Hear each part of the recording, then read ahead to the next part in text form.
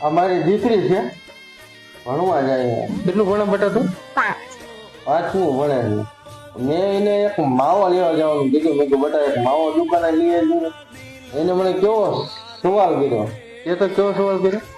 હે ને માવો નહીં ખાવાનું, કેમ કે માવો ખાવી એટલે મોઢું માંથી બહુ ફડાય નહીં. ગુટકા નહીં ખાવાનું, માવો નહીં, સિગરેટ નહીં, અને નાના છોકરાને ભાગ પણ નહીં દઈ દેવાનો, કારણ કે ભાગ ખાવી એટલે બીમાર પડવી. કેમ કે પડીકા નહીં ખાવાના. ખાવા દેવું હોય તો ખાલી બિસ્કિટ જ દેવાનું, અને કરીમ વાળા ખવડાવવા હોય તો 4 જ ખવડાવડાવવાના. કરીમ વાળા બાકી બહુ નહીં ખવડાવડાવવાના. અને છે ને બધા માણસો એમ કે છે ચોકલેટ ખાવી એટલે દાંત સડી જાય. એની વાત સાચી છે, ચોકલેટ ખાવી દાંત સડી જાય, પણ જ્યારે ચોકલેટ ખાવી ને ત્યારે આપણે ચોકલેટ દાંતમાં સળવાઈ જાય અને 2-3 દી બ્રશ કાંઈ એવું ન કરવી એટલે ચોકલેટ સળવાઈ જાય એટલે દાંત સડે.